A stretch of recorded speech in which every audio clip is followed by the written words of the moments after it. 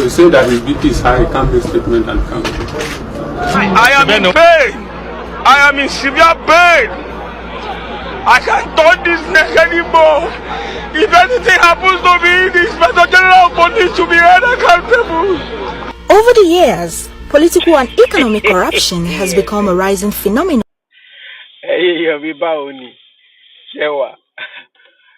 Nigeria, we have to forget so fast. So we forget things like boom, you know. And but internet will not forget. Okay. Your fire only some two most of it I want to call Johnny ADP or ADC or whatever. Most of them want to rule. You know, not to rule.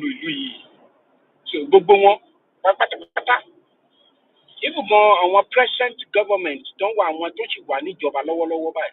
Don't she job out when Buhari don't buy it. Look at that stupid one. The youngest guy that will pay much dada Nico Gimbe. Look at the bunch of Nicogi. Third time alone, later what is his name? To 80 billion. Pastor there, so we pay we don't resign. Pastor, we will reach in Kirio. Pastor EFCC chairman. We will to promise your law, Niwaju Buenia. My bag with the pastor near any Joe, you near a father. Or when Henry Kiri to 80 billion. Nigba taye àwọn wọ̀nyí tán sọ pé ọrùn wọn ti kán tán lo Jimmy kí sickness nígbà taye tí wọn millions là ń gbọ́ trillions náà ń jí báyìí. In Nigeria, there have been alarming and scandalous cases which have sparked massive outrage from Nigerians and the international community as well. Here are the dramatic performances of those accused of corruption and other criminal acts. Olisametu, former publicity secretary of the PDP Olisametu, who is accused of taking 400 million naira from the National Security Advisor in 2014, is facing trial, which has been greeted with an adjournment over his failing health. At the time, Metu collapsed in court. In 2018, Olisametu appeared in court on a stretcher, forcing the presiding judge to adjourn the case. Ayodele Fayose, after his tenure as governor of Ekiti State, he was arraigned in court by the Economic and Financial Crimes Commission for alleged money laundering and conspiracy to the tune of 2.2 billion naira. The case, on which judgment is yet to be delivered, was adjourned after the ex-governor sought the leave of the courts to travel to South Africa for medical treatment. Senator Dino Melaye, the senator representing Kogi West Senatorial District, has been in the news for the right and wrong reasons, referring to his ordeal with the police. In 2018, he was accused to have killed a police officer and was also charged for attempted suicide. Senator Melaye appeared in court on a stretcher and in a wheelchair. Dino also claimed to be asthmatic and hospitalized while he was in police detention. Bello Aliru Muhammad. In 2016, former national chairman of the People's Democratic Party, Bello Aliru Muhammad, appeared at the Federal High Court, Abuja, in a wheelchair. The anti-graft agency had accused Aliru and his son of collecting money from the $2 billion arms deal supervised by the former National Security Advisor, Sambo Dasuki. Major General Hakim Otiki, former General Officer Commanding 8th Division Hakim Otiki, was court-martialed over the alleged missing sum of 400 million naira, which was said to have been transported from Sokoto to Jeji in Kaduna State. The army officer was transported to court in an ambulance and appeared in court in a wheelchair. Brigadier General Paul Boro retired. Boro served as a special advisor to President Buhari on Niger Delta and coordinator of the Presidential Amnesty Program between May 2015 and March 2018. He was fired by President Buhari and arraigned in court by the EFCC alongside Anafi Moriki on a 9-count charge of theft and criminal breach of trust to the tune of 974,768,466 naira and $1,914,000. He appeared in court in a neck brace. Orji Uzor.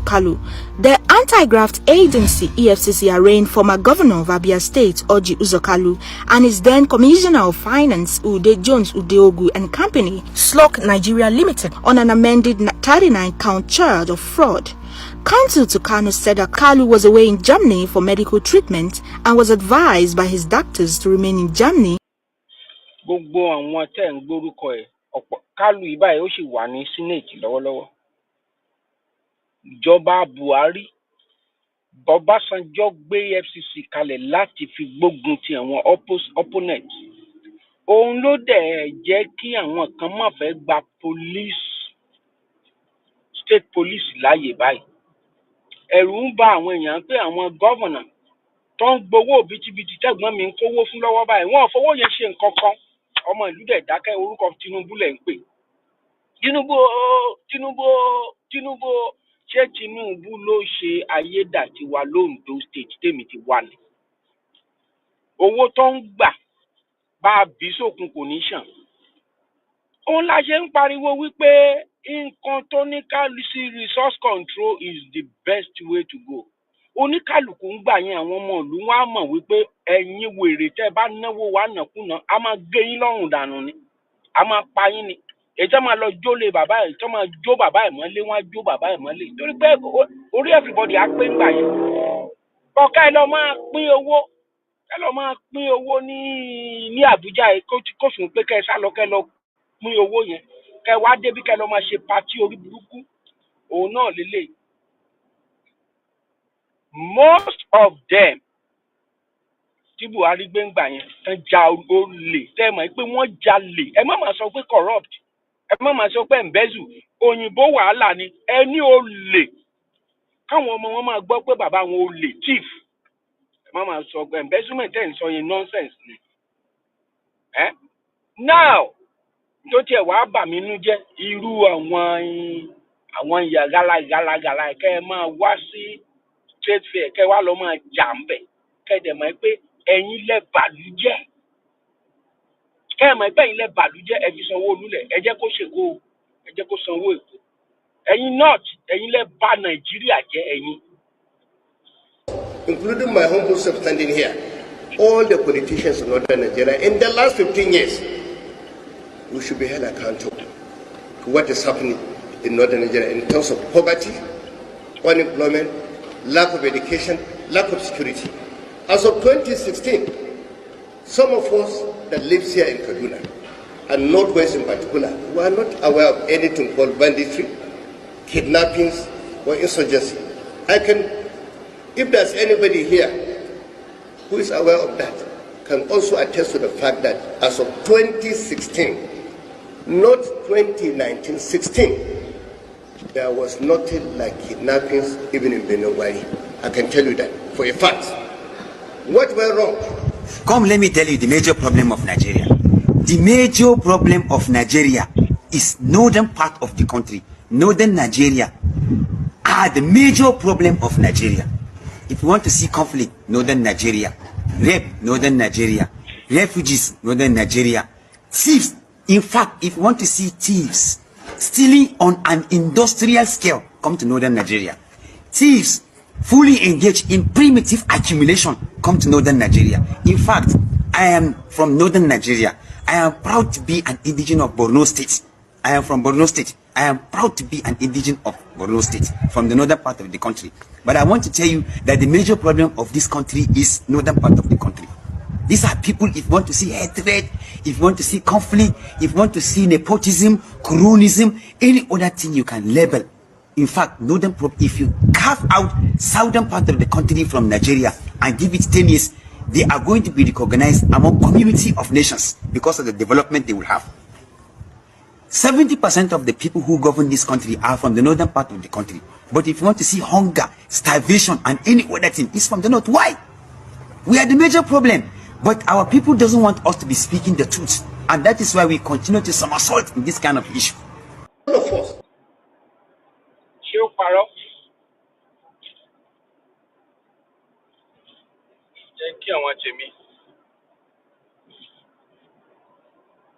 Ẹ̀yin tèmi báwo ni o ṣe wà o lẹ́lẹ́lẹ́lẹ́lẹ́lẹ́lẹ́ ṣẹ́ wa o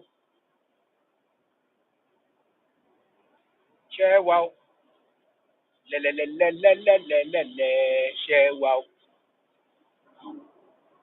Ó tiẹ̀ jẹ́ pé mi ò lè mọ gbogbo orúkọ yín Mr. Bello Alabi Mokin ṣẹ́wà ẹ jọ̀ọ́ Mr. Bello Mr. Alabi ṣé nǹkan tẹ́nì yìí sọ ṣé ó parọ́ ó dẹ̀ jẹ́ Mrs. Alabi ẹ má bínú ohun yìí ó ṣàprápra sójú yẹn láàárọ̀ èrè kankan ṣé ẹni ìpurọ́ ibẹ̀ làlùmọ́ǹjìrí mi ò ní gbàgbé Ọlágúnsóyè Oyinlọ́lá nígbà tó jẹ́ administrative governor ní Ọ̀ṣun state ó sọ ó hà ó ní wọ́n lọ sí north tí yẹn gan ò bá dá wa lójú ẹ mọyì àlùmọ́ǹjìrí schools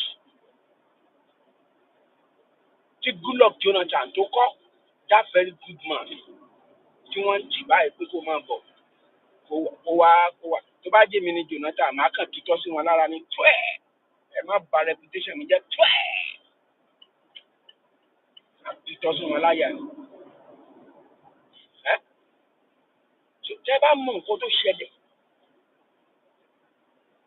àlùmọ́ǹjìrí schools Ọlágúnsóyè Oyinlọ́lá ó ní àwọn elite wọ́n sọ pé no what do you mean pé wọ́n jágbe wọn ni ó fi hàn pé wọ́n subject young people wọ̀nyí to be nothing subjected them to be nothing wọ́n sọ wọ́n di Boko Haram wọ́n sọ wọ́n di castle rustlers wọ́n sọ wọ́n di bandits wọ́n sọ wọ́n di killers wọ́n sọ wọ́n di kidnappers wọ́n sọ wọ́n di anything you want to call them anything criminals òun náà sọ àwọn èèyàn wọn dà intentionally just to suppress them come on the voice and who are those people that they subjected to zero? It is those of Hausa's tribe. And who are the subjectors? The Adarans. Àwọn náà náà intimidate ìjọba òdìyọbọ lọ́wọ́lọ́wọ́ báyìí tá à ń ké sí ẹ̀gbọ́n pé kò sí nǹkan tó fẹ́ fi ọdún gbọ́ọ̀rọ̀ ṣe nǹkan tó bá fẹ́ turn around lọ́dún mẹ́rin ó lè turn around devolution of power. Kì í ṣe rocket science ẹ̀gbọ́n mi. Má jẹ́ káwọn kan bóbó ẹ̀ má jẹ́ káwọn kan tàn ẹ́ àwọn tó kó àwọn ẹ̀gbọ́n àwọn tó kóra jọ àwọn tẹ́ ẹ gbé fi ṣe FCC chairman tẹ́ fi ṣe gbogbo ṣé wọn ò rí àwọn tó gbé plane wá sí Nàìjíríà tá a rí báyìí very disgraceful. Ṣé wọ́n fẹ́ sọ wípé ṣé ẹni tó jẹ́ kí lórúkọ ọ̀gá EFCC tẹ́lẹ̀ tẹ́ gbé mọ́ra kí lórúkọ mọ́ ni tó ṣiṣẹ́ ń gba ọyọ́ Ọbásanjọ́ tí wọ́n fẹ́ sọ pé òun ò mọ ẹni tó ń pààyàn Nàìjíríà torí pé ó jẹ́ adarán ẹ̀yọ́ kú bẹ́ẹ̀ ẹ fi èèyàn gidi bẹ́ẹ̀ ẹ fi àwọn èèyàn tí ò ní fi bákan bọ̀ kánú ẹ fi wọ́n bẹ́ẹ̀ àwọn tó ti gbẹ̀bọ̀dè wọ̀nyí ẹ jẹ́ á mọ̀ wọ́n.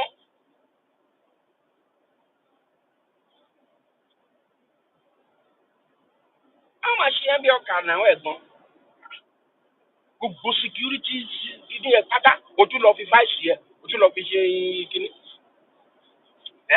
tó dẹ̀ mọ̀ wípé ọ̀pọ̀lọpọ̀ àwọn bíbù wọn lọ ń ṣe meeting kí ló kú gọ́ọ̀mẹ̀ntì àmọ́ kó lọ́ọ́ máa ṣe meeting pẹ̀lú àwọn agbésùmọ̀mí mi ò gbọ́rú ẹ̀rí láyé mi jọ́ ti délé ayé mi ò rírú ẹ̀rí ó lọ ń ṣe meeting pẹ̀lú àwọn agbésùmọ̀mí local government chairman you can imagine.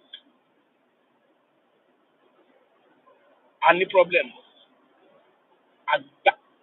àgbákò problem a ní o ẹ̀gbọ́n tí ẹ là wá ń ṣe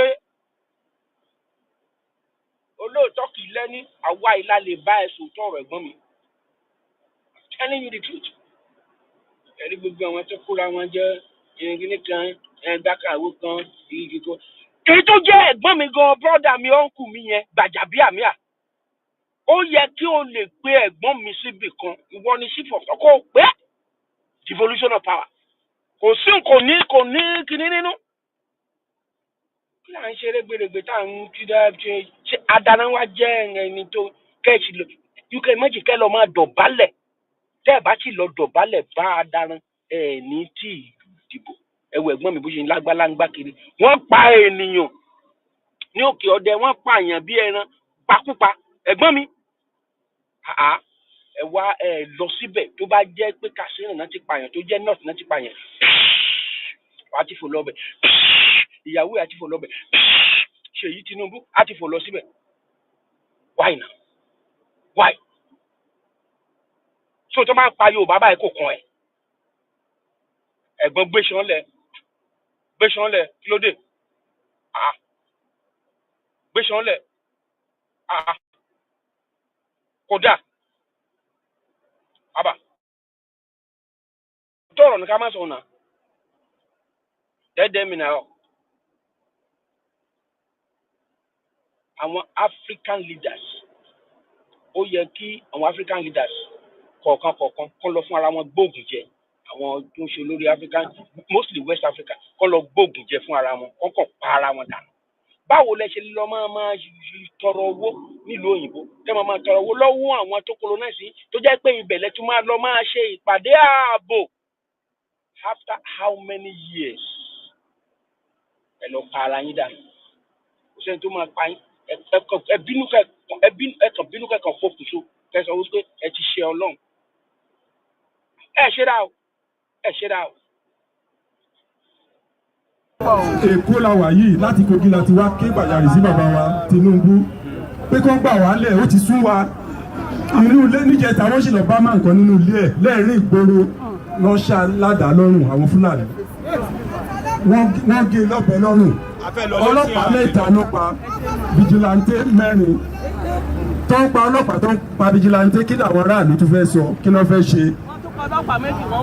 Ẹ jọ̀ọ́ bàbá wa Tinubu à ń bẹ̀ yín àárọ̀ yẹn wá gbà wálẹ̀ ní Kogi àti Kwara ó ti sún wa lè bára wa mọ́ àti gbogbo ilẹ̀ Yorùbá ẹ jọ̀ọ́ à ń kégbè yín ni à ń bẹ̀ yín ni bàbá wa Tinubu ẹ jọ̀ọ́ ẹ gbà wálẹ̀ àwa ní Kogi à ń kégbè yín pé kẹ́ ẹ gbà.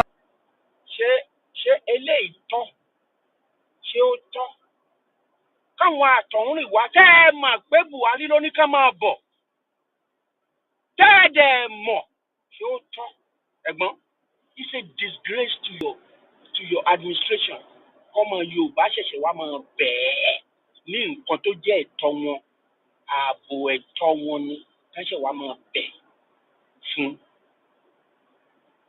wọ́n bójú ẹ̀ jẹ́ níjọba ayé ẹ̀gbọ́n ẹ má bọ̀ ń lé o ẹ má bọ̀ ń lé ilé ti dá ẹnìkan jáde ń jọ yẹn ẹ má máa sọ ń pa Nàìjíríà burúkú mọ́ ṣé àsọ Nàìjíríà ṣàṣọ burúkú ni àwọn tá ẹ ní kó máa bọ̀ ń lé wọ́n ní information lọ́wọ́ jà wá lọ lísì sá wà. nítorí ẹ̀ ń dùn mí ní pé fọmọ Yorùbá bó ṣe wà nù program báyìí instead of kó copy ẹ̀ kó share ẹ̀ kó send ẹ̀ sí gbogbo WhatsApp group irọ́ ni ibi táwa Yorùbá gan ta ti ń ṣe dá wa ni bẹ́ẹ̀ ó dẹ̀ ní fóònù ó lè ṣe nǹkan tí mi ń ṣe yìí kì í ṣe rocket science mi mọ nǹkan tó jẹ́ káà àwọn tó jẹ́ sọ pé Yorùbá gan ẹnu wọn ò kúrọ̀ náà ọ̀tẹ̀ mi ò bá wọn sọ yìí nonsense ni ṣé ẹnu Amẹ́ríkà ló kù ṣé ẹnu France ló kù ṣé ẹnu United Kingdom ló kù ẹ gbàgbé Yorùbá is the best traveling all over the world ẹ gbàgbé ilé ìtẹ́sọ yẹn kò síbi tí wọ́n ti kẹ́di alẹ́ kò dẹ̀ síbi tí wọ́n ti dáná alẹ́ ọbẹ̀ lódì jura bàbá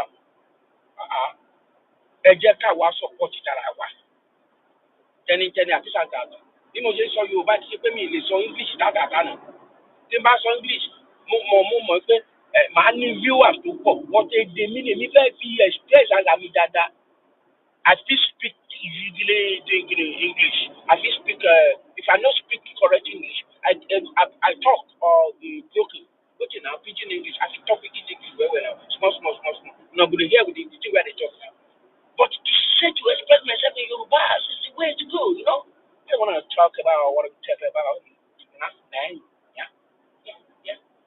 So at the peace, man, you need to do something. You need to do something before it's too late because it disgraces your government. It's a disgrace to your government. If you do things, everything is going to be scattered, you know? Yeah, man. Shall we call you, but I'm not call you, but just go like this. My man, sometimes, I think I devolve power and say, can you say, I enjoy a lot of crowd and see, a pay share, kéèyàn kó lẹ́tọ̀ọ́ sí tó lẹ́tọ̀ọ́ sí kó wá máa bẹ̀bẹ̀ ìgbẹ́ ẹjọ́ ẹgbà wa what kind of rubbish is that. ẹgbà wá o.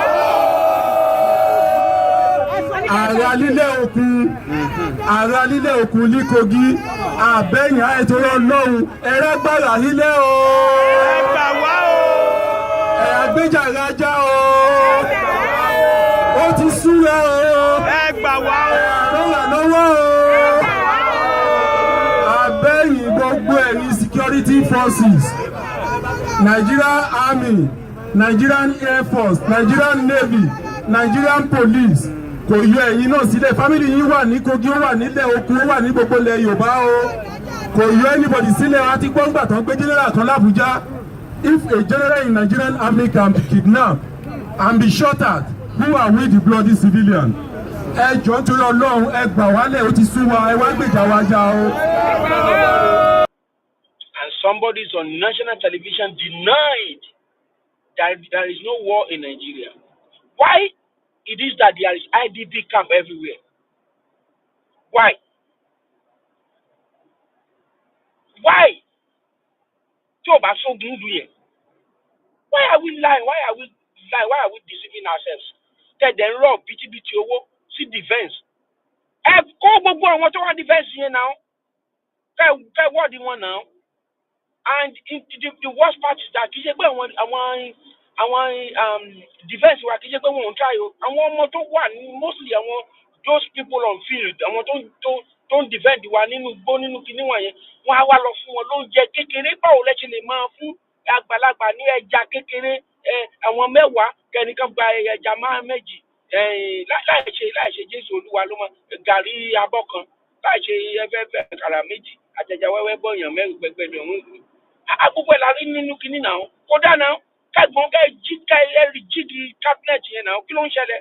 Àwọn tó wà lójú ogun kò sí mùrà fún wọn, ẹ wà fún wọn ní nǹkan táṣẹ àfẹ́sọ̀ lọ́ máa fi dojúkọ ìbọn ẹ ti kó bọ̀ fún wọn.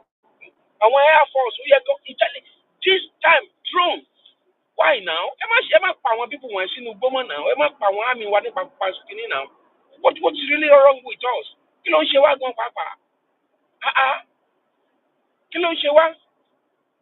Tẹ́ ẹ ní àwọn ọmọ tó wà intelligent nínú àwọn youth wọn tó yẹ kẹ́ mú mọ́ra tó ń ṣe drone tó yẹ kẹ́ lò wọ́n.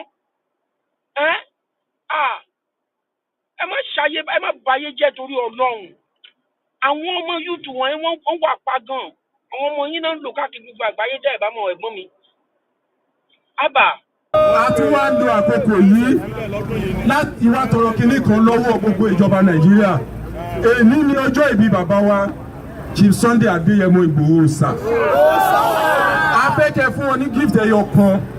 Gift yẹn ni pé báǹ tó ń gbé lórí wọn a fẹ́ kẹ́ gbé kúrò níbẹ̀. Kí bàbá wa lè wọlé kó máa jáde anytime tó bá wù wọ́n sódà wọ́n lè gbèjà wájà. A ní trust nínú wọn pé tó bá ní freedom, ìyà tó ń jẹ wá ní Kogi, ìyà tó ń jẹ wá kò ní jẹ wá gbé, ìyà tó ń jẹ wá nílẹ̀ Yorùbá kò ní jẹ wá gbé. So ẹ jọ.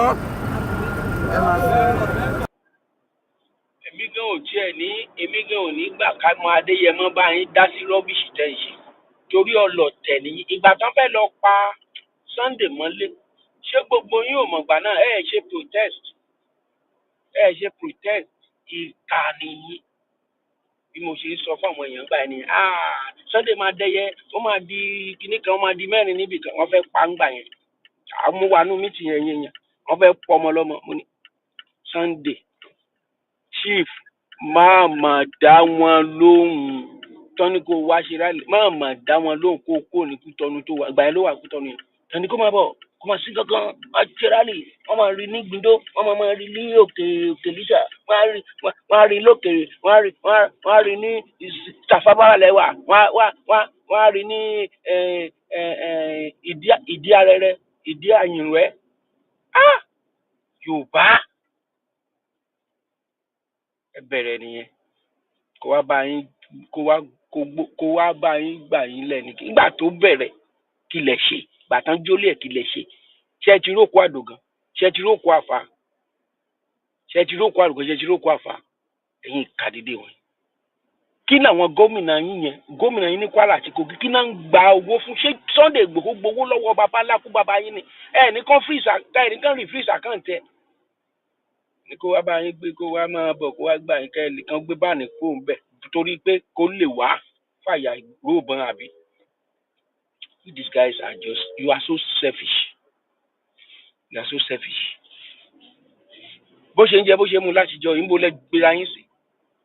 Òun ni ò jẹ́ kọ̀rọ̀ ẹ̀mí àtàwọn pípò kó wọ̀. Ọ̀rọ̀ wa ò dẹ̀ lè wọ̀ because ẹ̀ láì kó tọ̀. Tó bá yẹ pé ẹ tẹ̀lé nǹkan tí mi sọ pé grassroots nígbà yẹn kẹ́ ti orientate àwọn èèyàn yín títí ẹ máa fi kọ́ wọn bọ́n ṣe ń defend bọ́n ṣe máa lo eléyìí bọ́n ṣe máa lo eléyìí tẹ́ máa fortify ara wọn spiritually tẹ́ máa fortify ara wọn technologically tẹ́ máa fortify ara wọn scientifically gbogbo ẹ̀ la máa kọ́ wọn ní gbogbo campaigns wọ̀nyí. irọ́ àti gbà á ṣèkẹ́tẹ́ nìkan yá àti gbà á yẹ òmìnira 2010 tẹ̀ ẹ̀yin ìka dédé ẹ̀yin òṣìkà ìdáhùn àlódò òkun yín ẹ máa mọ̀ pé mò ń jèrè ọ̀rọ̀ lára yín báyìí torí bẹ́ẹ̀ ẹ fòótọ́ ọmọ yín ló wà ń bẹ̀ ń sè ẹ̀rọ mọ̀ lẹ́sẹ̀ devolution of power from there you will ask tọ́wọ́ ọmọdé ò bá tẹ̀ kú dà kì í béèrè kú tó pa bàbá ẹ jẹ́ kọ́pọlọ yín ó pé wọ́n ti pé Fúlàní wá ti pẹ́ nígbà ayé Buhari everywhere ẹgbọ́n nǹkan tí màá ní sọ kì í ṣèmi mi sọ. And of course, we will try more to cultivate that culture in our people, while at the same time bringing the Fulanis in one fold and try to arrest their traditional practice of moving from one place to the other. And that is very big, an uphill task. But I think we can communicate with them more, because to them they don't have borders from Cameroon to Nigeria. But that's the thing, Excellency. How do we ensure that those who will be participating in this federal government largely funded program will be Nigerians? In terms of the funding? No, in terms of the operations. Operations. Fulani ò kì í ṣe Nigerians rárá. None of Fulani that are Nigerians. It's Hausa. Àwọn èèyàn dẹ̀ ti yarí sí wọn náà kì í ṣe Hausa Fulani. What kind of rubbish is all this? To bring in the Fulanis together. We have Fulanis from other countries. The issue of misconception, I said there is a lot of mistrust and misconception with regards to the Fulani man. The Fulani man is a global or an African person. He moves from the Gambia, from Senegal, and his nationality is just a Fulani man. And as a person, I may have my relations in the Cameroon. But they are also Fulani men. I have relations because from the maternal side, I'm a Fulani man. And that is why we want to educate people. A Fulani man sees himself as a Bayelsan, as somebody coming from the Niger Delta, because he speaks the Niger Delta language, which you and I don't. And of course, we would have to just take this as part of our own heritage, something that is African.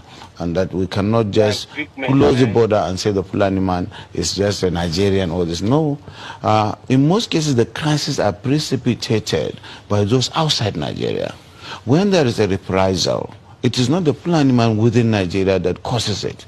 It is that culture of getting revenge, which is embedded in the tradition of the Fulani man, that attracts reprisal from all over the If I understand it, does that mean that those Fulani men who are maybe domiciled in other countries who move around, they can come into the country and this plan will accommodate them as well? Yes, that's what we want to do. But it has to be done through sensitization, telling them you have to buy in the project. And you use the language, the culture itself to be able to convince them. Away from the mistrust where the whole system of transhumance or pastoralism is criminalized. Criminalization of pastoralism is the problem that we have with this project. And it requires people with passion who understand them and who they believe in, people like us from that part of the country, to say, yes, we have this. Because today there is no limit to the accusation that this and that has happened and it is the Fulani man who caused it. There is no tribe that is not, that you don't have this criminality in. But certainly the way and manner we do it is really excavating the crisis and the problems. Will there be any form of documentation of all the people that will be, yes, we are within that.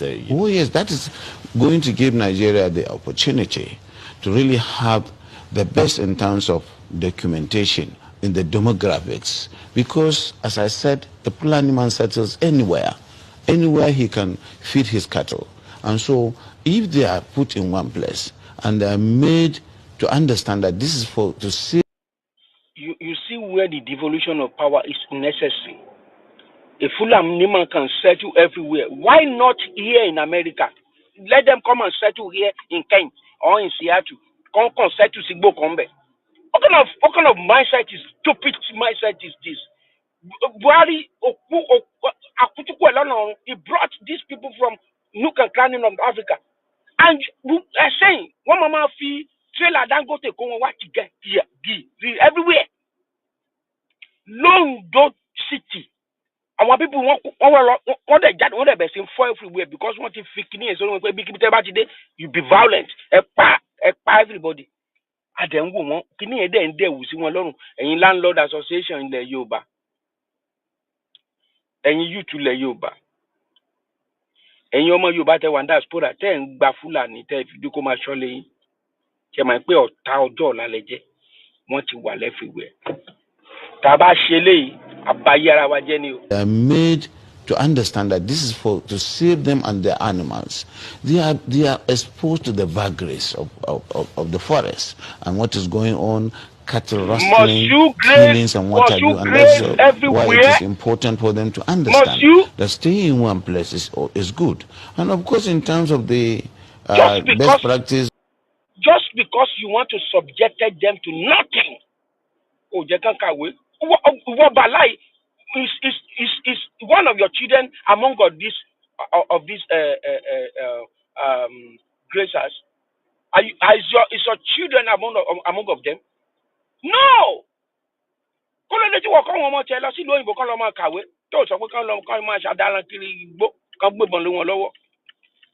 Because you intentionally brainwash these guys, turn them to nothing. That is what you are doing. And you know that you did this intentional. You did it intentional just for you to have a machinery to use to engage other tribes. Nonsense. So carrying the cows and the let's stay with that security angle for a bit. Is there going to be this plan going to be a fenced enclosure where anyone who comes in is secured, so there is no one that can just come in from anywhere else? No. It is going to be a colony, and a colony does not require a fence. You will understand it is not going to be a prison. You will understand the reason why people are concerned because of all the security issues that have been happening over time. Where is the colony? These forests are there anyway. If you don't occupy them and create a colony out of them, they create places for the criminals. And today, that's why you have the Sambisa forest, because it is not being utilized. But Your Excellency, much as yes, I mean, they're fantastic. We have met a lot of them who are Fulanis as well. But the concern too is, why should federal government use resources for this country to accommodate Fulani men who are not Nigerians? As I said, we are already accommodating them. Do you delineate and then really know who is not a Fulani man from Nigeria?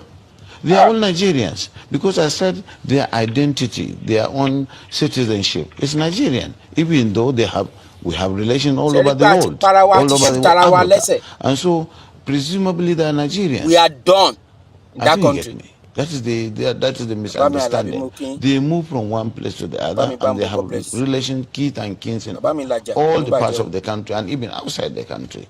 So that is why our own population is fluid. You can certainly not say this is the population of Nigeria. So this issue, and of course, we will try more to cultivate that culture in our people, while at the same time bringing the Fulanis in one fold. I am emphasize that devolve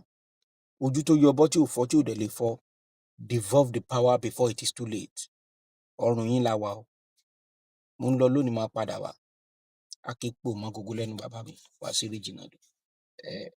Respect for all Yoruba all over the world. Respect, sir. Ẹ jẹ́ káwọn èèyàn gbọ́ nípa tẹ́ bá dẹ̀ ní di fídíò kan tẹ́ fẹ́ jẹ́ kó jáde àbí voice note ẹ fi sí mi ẹ fi máa gbé jáde please ó dàbọ̀.